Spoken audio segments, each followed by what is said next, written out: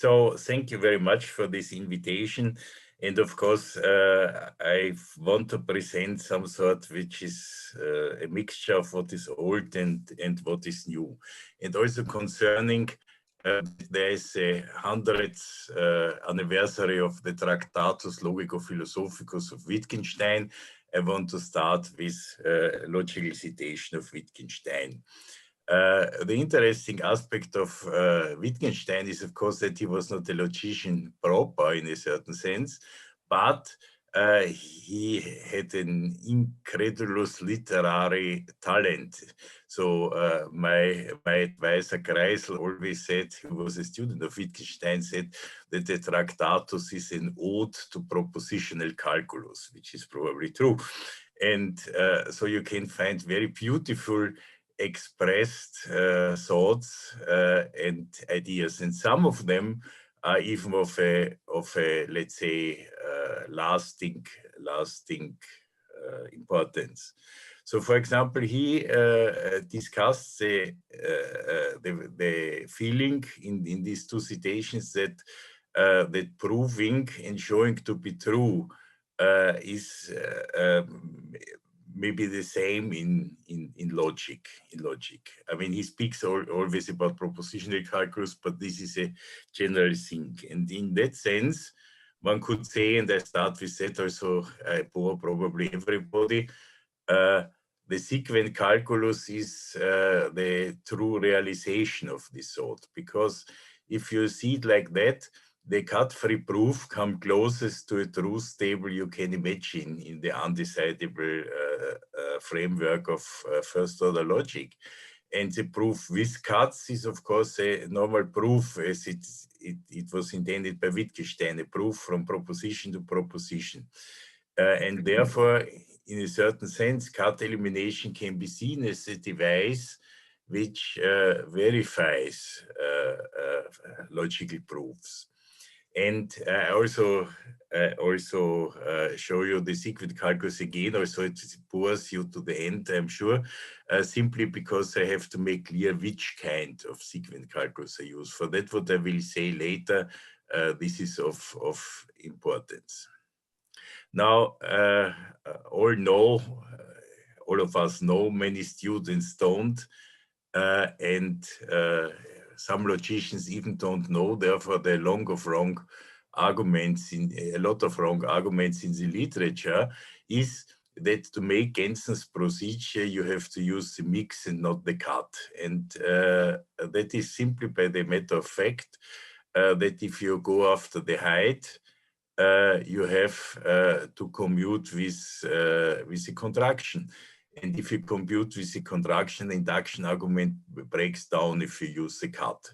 So as simple this argument is, there are a lot of wrong proofs in the literature, because in some circumstances, for example, when you have a hypersequent calculus where the sequent is a sequence of sequence, then you cannot make a mix, and so the people simply say, okay, then we make the cut, and this is then wrong.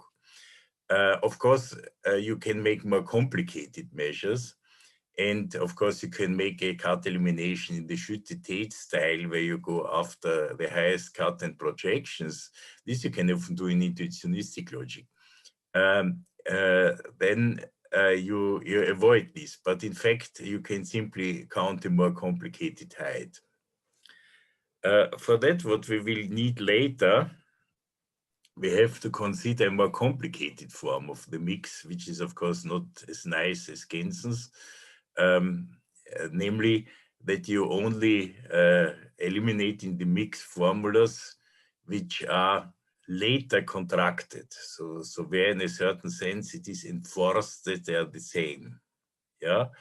And this makes, of course, a difference, because there could other A, and in a similar sense, you can adapt the height to this. In that sense, you work with the predecessors of the cut formula. We will see later why this is necessary. Okay, and now what this lecture is about the skeleton. Of course, I will not give you the formal definition because it's anybody's guess. It is very easy to understand. The skeleton is simply the diagram of rules. Yeah, it describes the tree which corresponds to the proof. Now, Stan Weiner once made the joke when I gave a lecture and said the skeleton is what remains from the proof when it is dead. That might be. And the interesting aspect of these skeletons, of course, it's a partial proof description. I mean, all this, what I'm saying here, should be considered under the light that it is like a model world. It is maybe not the most necessary thing to consider, especially for the sequence calculus, especially for the name of rules, this skeleton. But it gives a certain impression what happens if we describe proofs not as they are, but after some features. So this very skeleton is a some sort of elaborated one, because you can really you can ask yourself, under which circumstances can I find a proof to that skeleton? Under which circumstances can I find a proof to that skeleton? And here, of course, for that, you need to give an end sequence. The end sequence might have parameters here. This end sequence has the parameter A. And interestingly, there can be only a proof according to the skeleton if for the A is placed an even stack of S over 0. And so one sees that the skeleton can influence in a remarkable way what end sequence can be in the end of the proof. Now, let's for a moment turn the attention to the cut-free proof. Everybody can imagine what the cut-free proof is. The cut-free proof is a proof without cut, trivially. And for the cut-free proof, this situation is not given. For the cut-free proof, we always can realize whether a skeleton corresponds to a proof or not. How we are doing that?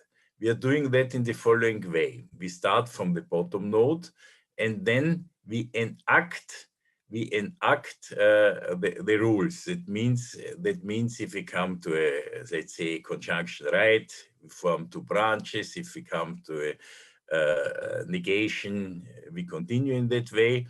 And the interesting things are the quantifier rules. So if we come through a strong quantifier rule is for all right or exist left, those rules which have eigenvariable conditions. If we come to a strong quantifier rule, we put a new constant. And if we come to a weak quantifier rule, we put a new variable. And then in the very end, and let us assume for the moment that we have atomic axioms, anyhow the axioms can be reduced to atomic ones. If we have atomic axioms, in the end, we unify the two sides of every axiom. And this unification gives a most general solution. Unification may be the most interesting contribution of theoretical computer science to logic. So the unification gives the most general solution. And then we look, does this unification misplace the constants representing the eigenvariables? If yes, there will be no other proof, and so there is no proof. So they will be always misplaced. And otherwise, we have a term minimal cut-free proof. So we see here that the cuts in the skeleton strongly have a strong calculatory power, and we will go more to that. To understand how strong this power is, we have to formulate something which also comes from computer science, but it is formulated in a different way here. So normally, second order unification is simply that what one thinks about. It is the equations in variables for functions. And we ask ourselves, is there a solution in the sense that for the set of equations, all two sides of the equations are the same? here, for our aims, we choose a more refined notion of second order unification, which to my knowledge goes back to Krajicek and Pudlak. And this is to see it from an algebraic side. So we have we have simply a term algebra, one could say, but extended by a certain type of operations. And these operations are thought to substitute a term in a fixed, so that is not variable, in a fixed, let's say, constant, in a fixed constant, and every of these substitution, so to say, operations are assigned to one specific constant.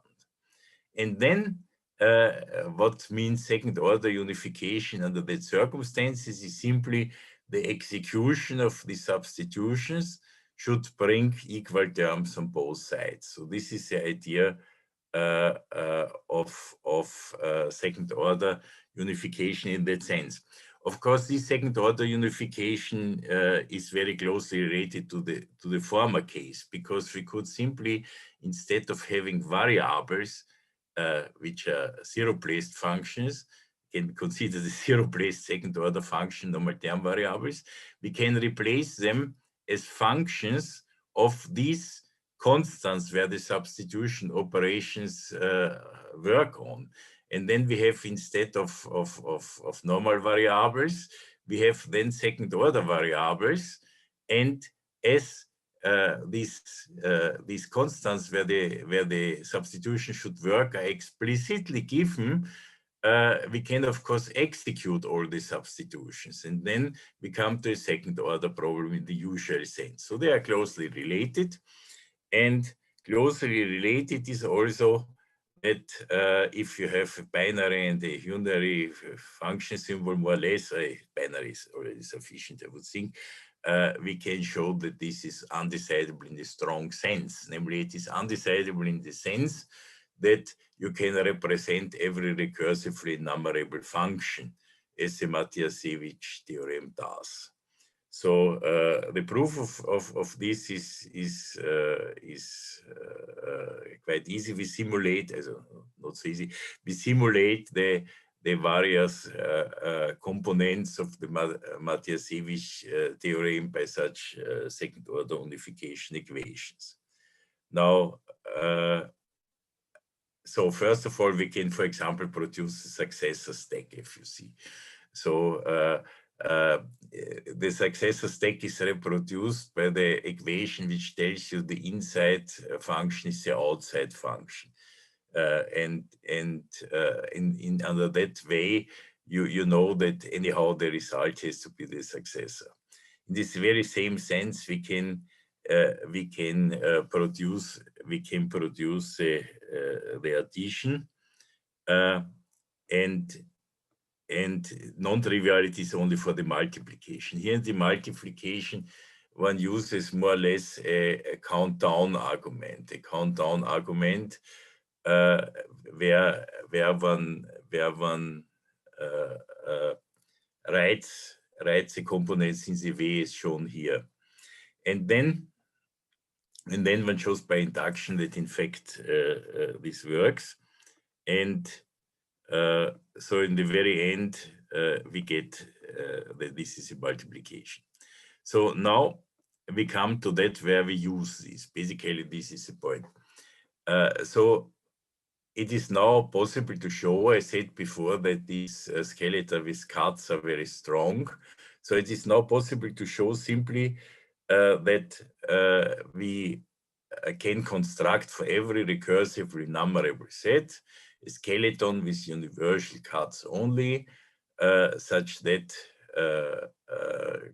this recursively numerable set is represented in the parameter of the n sequence. So even the n sequence is always the same, and only there's a parameter, and there are the members of this recursively enumerable set represented.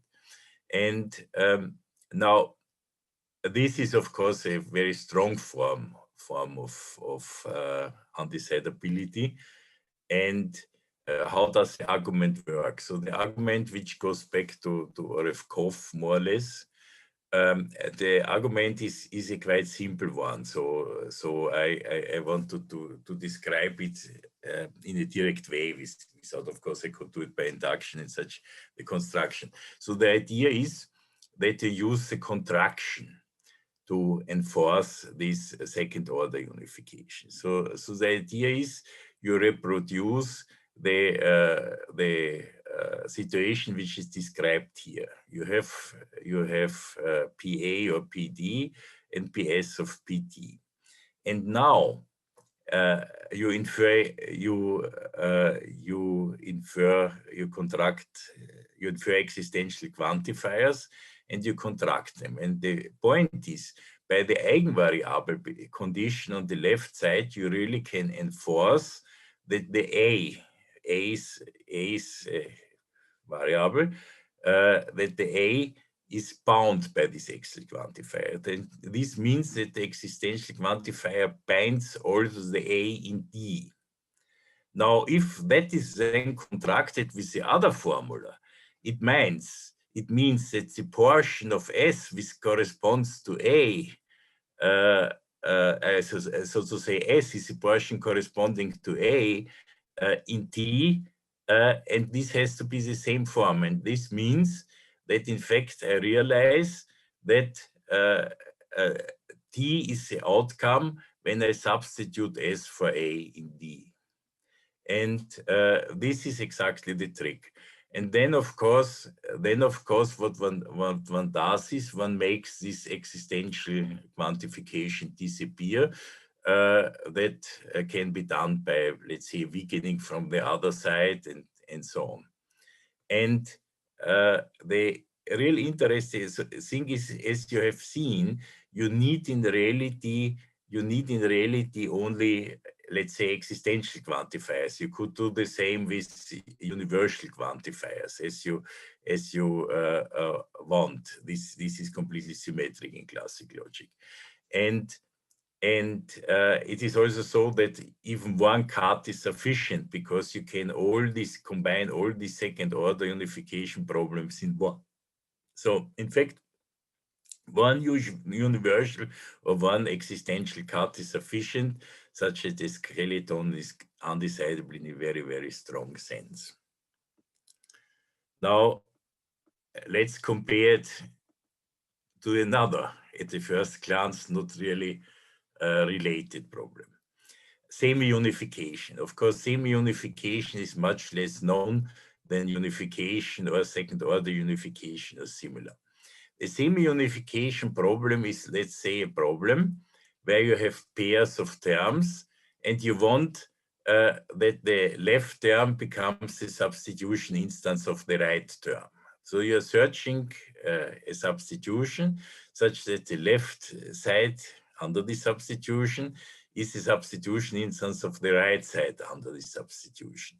I have here some two very simple problems. So the first one has infinite many solutions. The other one is unsolvable. Now, semi-unification would not be that interesting if it had not quite strange properties. So, first of all, semi-unification is in fact undecidable. This is extremely hard to show. It is a reduction on the undecidable question that the Turing machine, whether a certain Turing machine takes the same configuration infinitely often or not. Now, this is to this is reduced. But on the other hand side, and that is very funny, it has a very simple algorithm which generates the most general solution if there's one solution exists. Now, how this algorithm works? The algorithm takes all right sides, renames all variables differently in all these pairs, and unifies them with the left side. Then you look how that is changed on the right side. Now we have applied the substitution to the right side, and we repeat, and we repeat, and we repeat, and we repeat. And the following is clear. This procedure is most general. Any solution will be under this procedure, because any solution, so to say, is a fixed point of this procedure.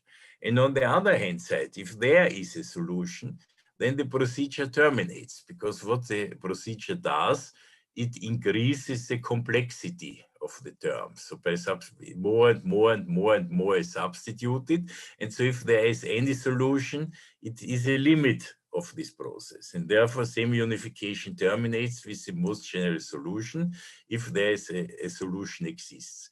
The difference to second-order unification is really remarkable in the sense that it's extremely hard to construct a problem for oneself where one doesn't understand what the solution is, whether it's solvable or whether it's not solvable. It's extremely hard, and this led also for a very interesting. So the undecidability has been shown by Theorin, Gfuri, and Urshishin, and but the first published that it is decidable.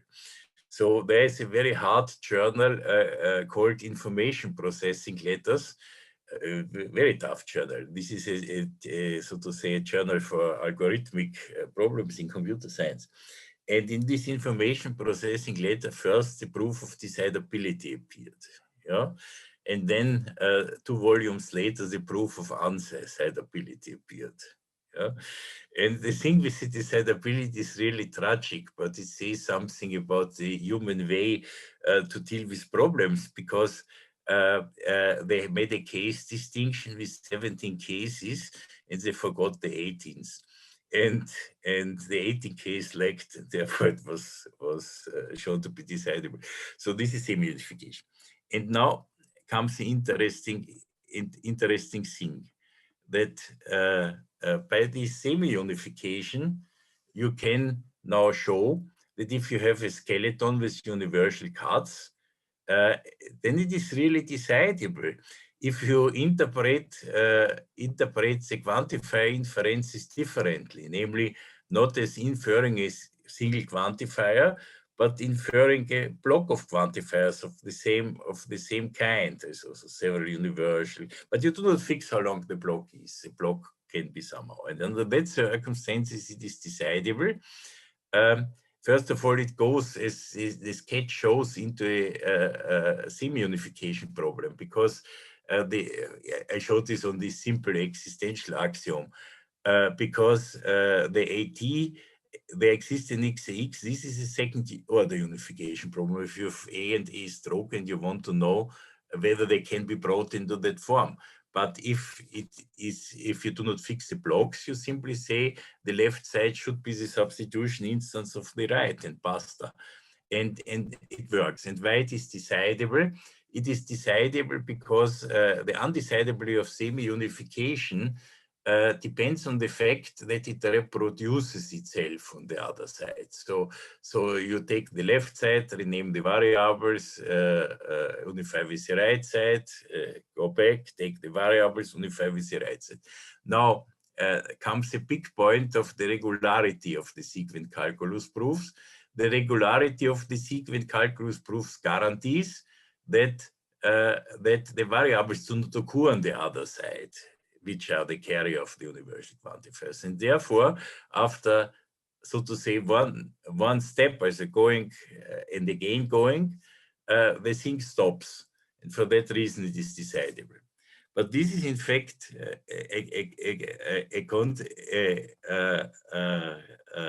a consequence of that this is tree-like, that it is regular. And only for your interest, if it is linear, I mean this pervert. Nobody uses linear proofs in proof theory. Yeah, this is since Gensen, nobody does. But if you have this pervert interest, then you could say it is in fact undecidable if the skeletons are linear. And this is not that you read it.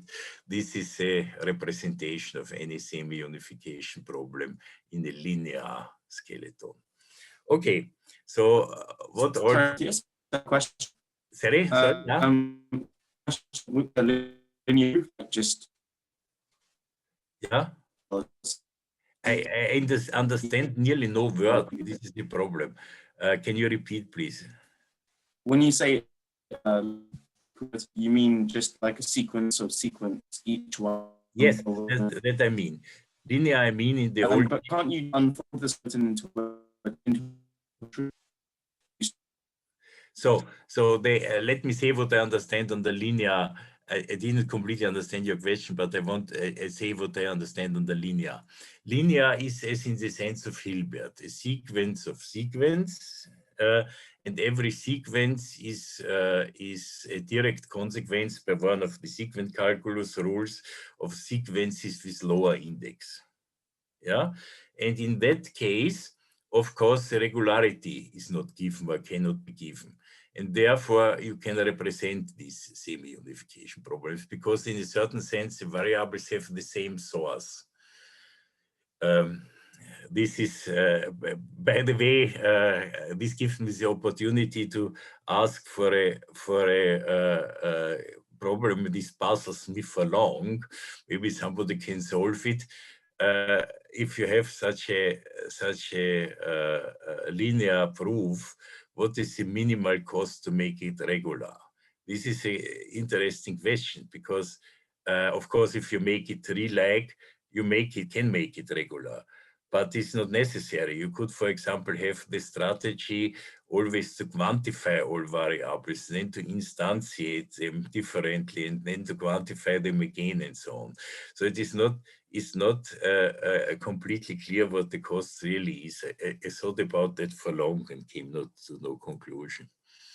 Okay, so and now we come to that why we have thought about that totally in this context. And the context is that this means the following. So we see a skeleton with proof. This skeleton is completely undecidable. However, we take the skeleton and eliminate the cuts. We have a cut-free skeleton. And if the skeleton had a proof before, it had a proof afterwards. Now, in the cut-free case, we can decide whether there's a realization of the skeleton. In the case with cut, we cannot. And from that, and this is not only for Gensen cut elimination, this is universally for all such problems. This means there have to be skeleta which give a correct cut-free proof after elimination, but which are not correct as they are. Yeah, this is necessarily so, because as they cannot become fewer, they have to become more, as they cannot be the same, the correct proofs under the skeleton.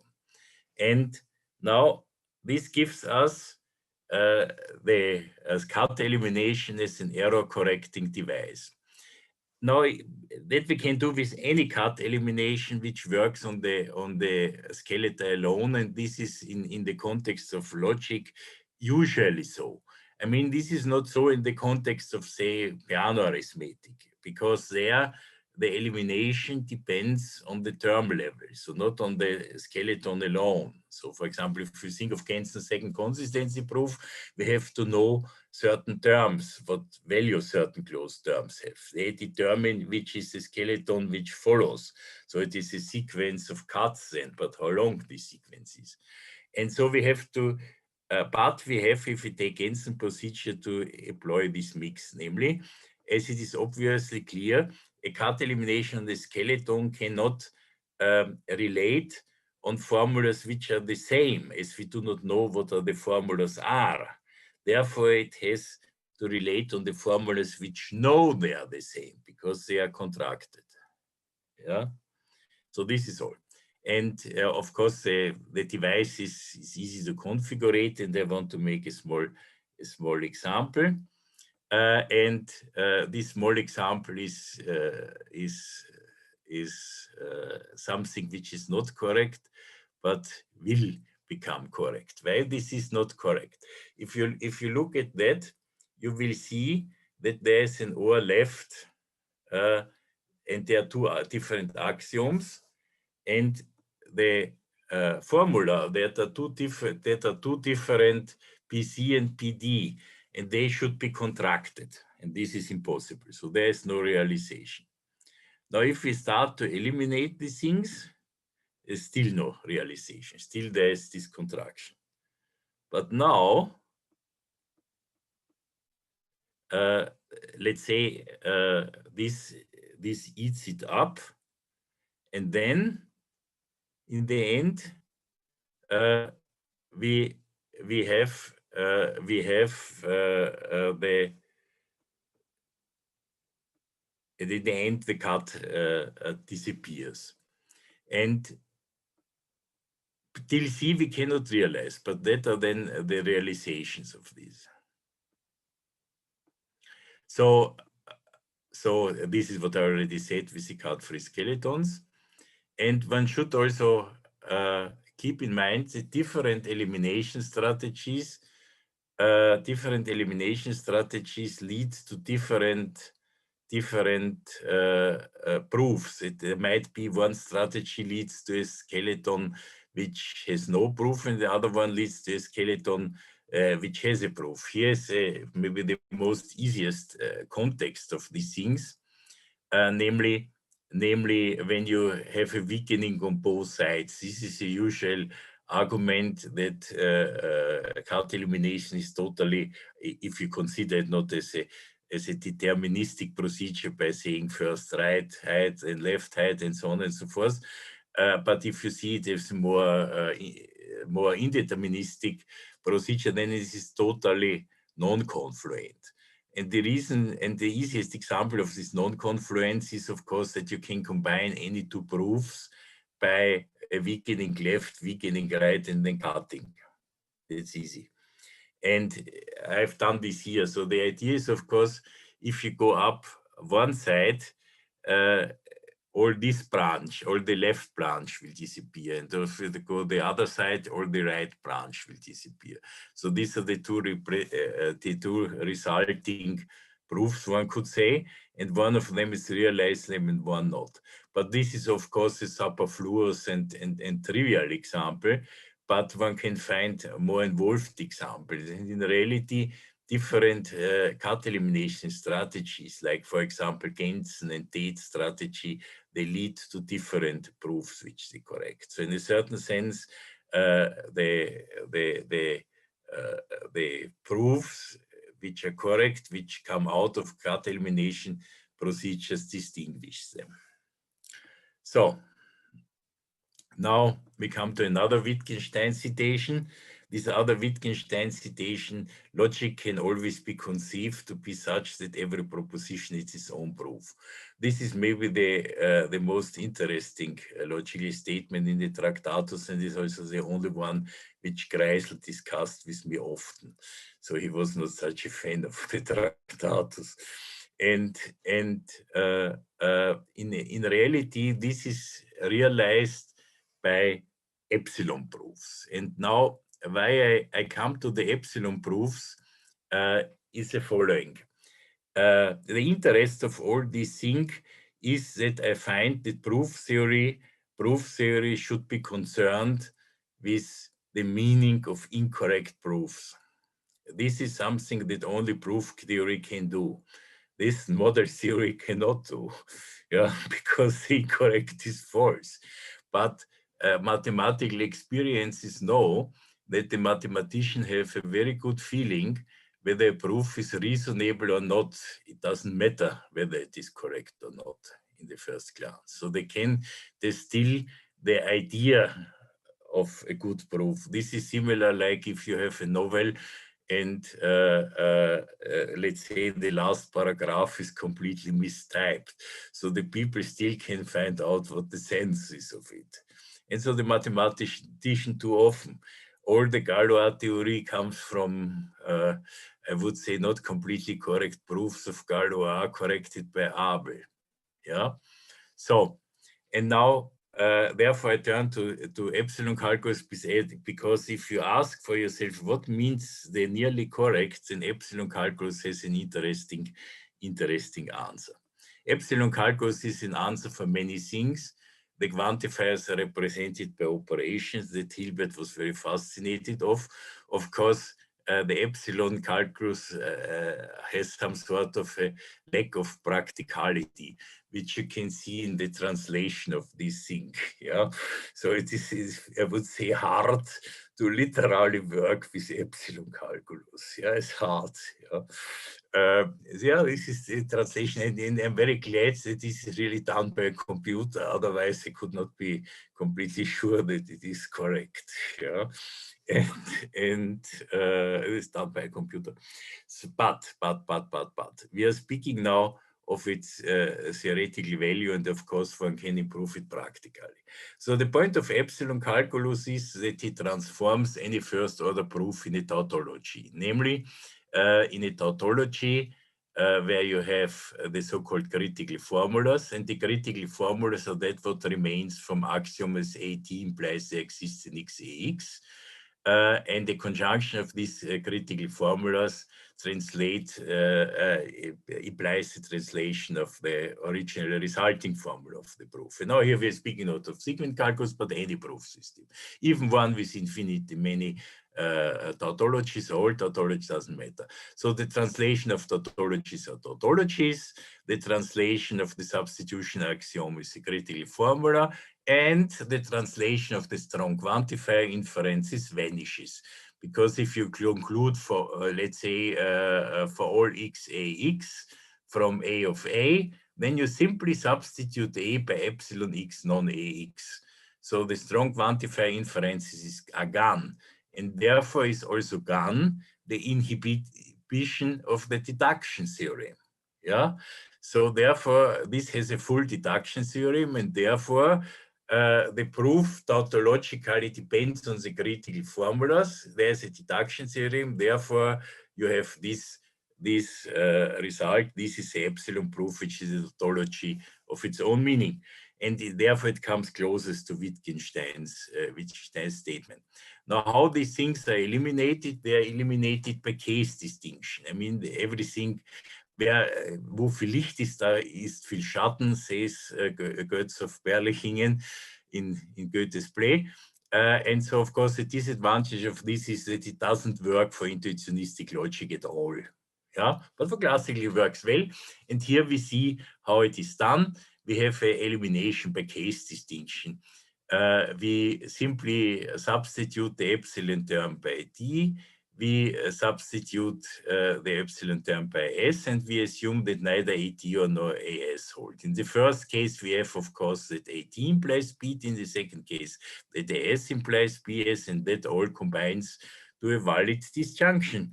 And the epsilon xx can be replaced by a constant, and you can contract the conjunction if either T or S does not contain epsilon xx. But anyhow, that comes out. So it is a elimination based on tertium non datur, more or less. And the interesting aspect of this is that it explains a phenomenon of proof theory, which is hard to understand otherwise. So we all know that the worst case of cut elimination is non-elementary. That means it grows over 2 to the 2 to the 2 to blah, blah, blah, blah, and this is enormous. That means the Herbrand disjunction should grow over the 2 to the 2 to the blah, blah, blah, and enormous. But in reality, it does not happen. Why? And the epsilon calculus explains it, because the epsilon calculus eliminates stepwise such critical formulas according in a certain order, not to destroy other epsilon terms and terminate. So you have nested order and the subordinate order. The nested order is one epsilon term hangs in the other, as is really hanging in the other, and the other one is simply included. And you have, as the first one is a strong parameter, the other one is the weak parameter. If you go after the first, you will not render critical formulas wrong, and if you go to the second, you will terminate, because you will reduce the number of epsilon terms of the highest category. So that's all. But what does it do? In reality, the epsilon calculus combines the case distinctions of a proof to one big case distinction. And this is a Herbrand disjunction. And I said it already before, as we know how much humans hate case distinction. This is the reason why there are not so many case distinctions in the proof, even in a complicated one. And therefore, the Herbrand disjunction is small, usually, practical proof. Okay, but why I'm speaking of that, this is the first epsilon theorem. Why I'm speaking of that? Because interestingly, the epsilon theorem is a small error tolerant device. So first of all, what is an error? We have the epsilon proof that should be tautology. Assume it is not a tautology. Assume there is one line of the truth table where it is not a tautology, one countervaluation exactly.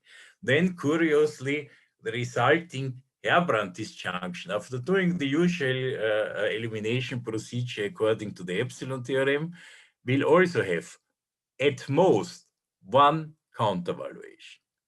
Yeah? So the small error is kept by this elimination procedure. And now let's look why this is the case, again on an example. We have here an epsilon proof which has exactly one countervaluation. Yeah, exactly one. This one which is on the line. So what is the why this happens in a few words? It happens because I can, of course, take the disjunctive normal form of this one countervaluation.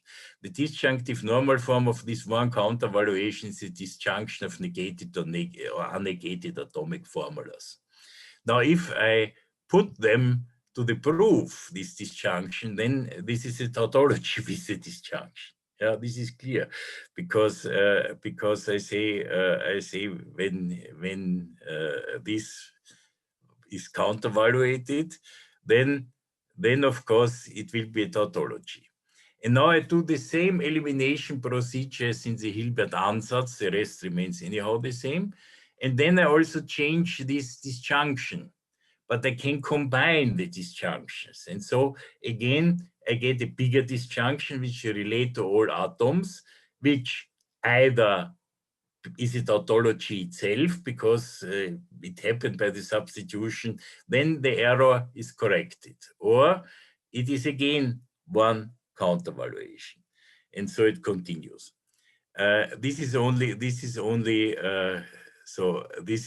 would be the result, and here we have the one counter elimination of the result. So we see that epsilon calculus is in a certain sense an small error tolerant device with the epsilon theorem. But this is only an example. I really think one should in proof theory more consider incorrect proofs and the way how to transform such incorrect proofs. This is, I think, an important aspect which is beyond the model theory, because we should always think, if in proof theory we only ask model theoretic questions, then the model theoretic methods are better. Yeah. The reason is because the model theoretic methods are less focused. They are more general. This is the reason. But when we ask of us questions which have no model theoretic meaning, then the proof theory is the dominant device. And in reality, there are a lot of such things, because the proofs which we read in mathematics, they are only extreme cases, let's say the peak of a long development. And all that what leads to this development is otherwise. So let me finish my lecture with another citation from the Tractatus, which I like very much. So to show the strong ability of Wittgenstein to express such ideas. How can the all-embracing logic special catches manipulation. Only because he asked himself why the logic is so picky, so small minded to small procedure, to small operations. And then he says only because all these are connected into an infinitely fine network to the great mirror. And this I like. Okay, thank you very much.